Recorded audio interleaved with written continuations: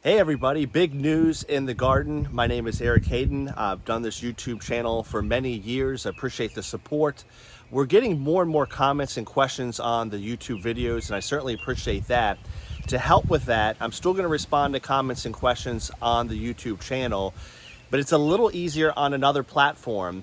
I am now on Facebook. So if you search the same title, Rosey Forecast, R-O-S-E-Y Forecast, again, Rosey Forecast, the same one you're following here on YouTube, is now on Facebook.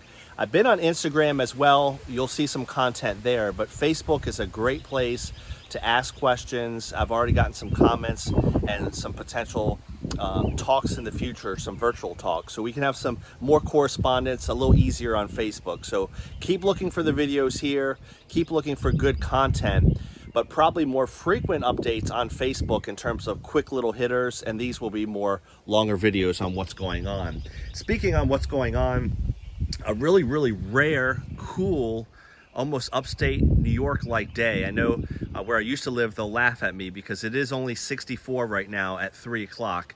They may take that. I saw they had temperatures in the 40s and 50s for highs the other day.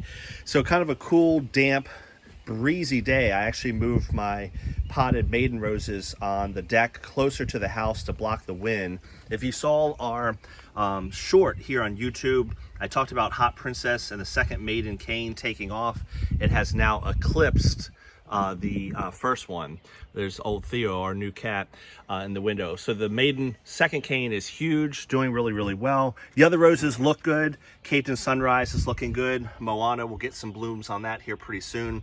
And Dublin has 2 canes, but the second one is doing quite well. So maiden roses are doing well. Let's take a walk over to the garden and show you. We've got some pretty good color, especially considering this is our getting into our second round of blooms here in the garden. Starting off with Let Freedom Ring, these are some straggling blooms, and what I mean by that is the main flush of Let Freedom Ring has already happened, but these blooms were a little bit behind. So it's kind of neat in the garden, even though we are certainly past that first flush of blooms, which was about the first week or two of May for us, and not a ton of color. You have some of these straggling roses that are still blooming, you know, a couple at a time for a rose bush. Here's another example. Marlin's Day, certainly past its main bloom. In fact, you can see where I have cut or deadheaded the first bloom cycle in the beginning of May, already getting some new shoots for that second full flush.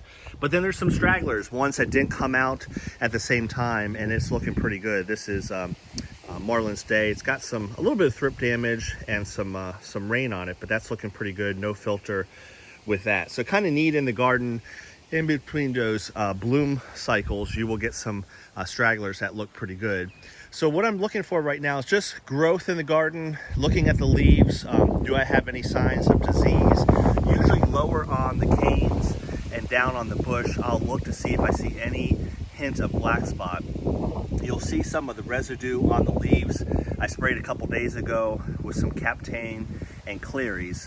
One is systemic, one is a contact killer for black spot, the other are preventative.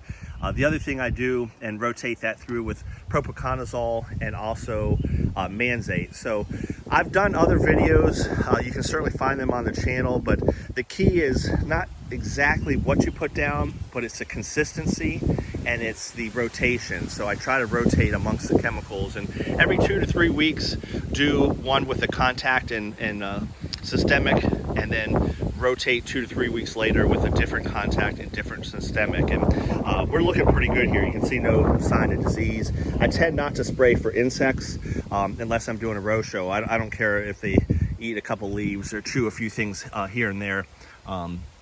Not really going to do anything to the bush. This is Veterans Honor. This is what you want to see.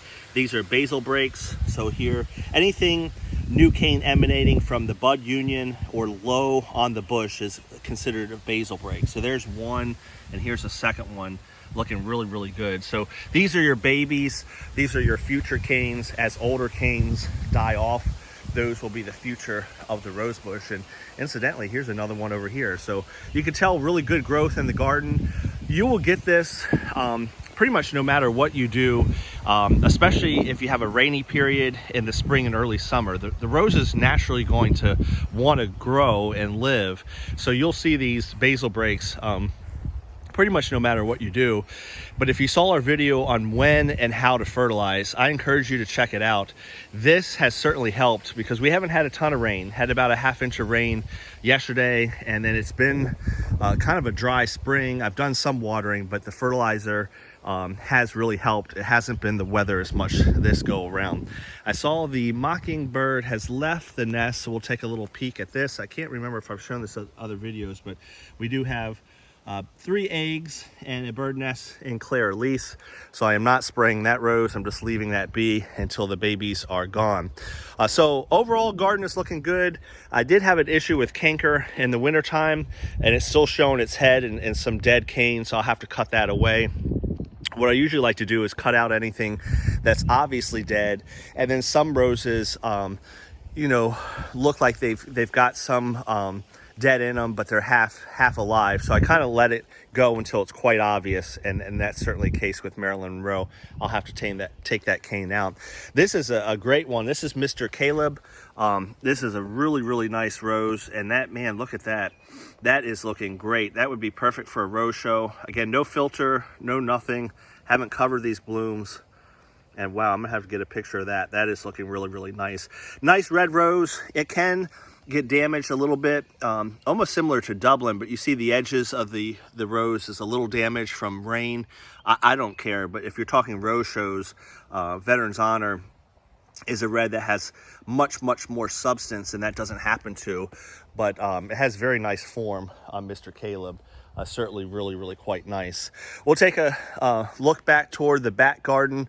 This is some of the roses that weren't doing quite as well are really starting to take off. This one has always done well, Ring of Fire.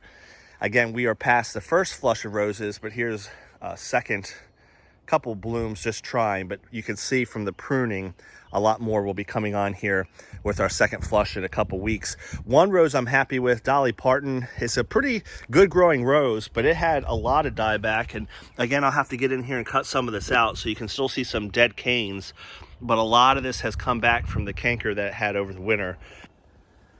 One thing I wanted to show you is we talk about deadheading, you know, removing those old blooms.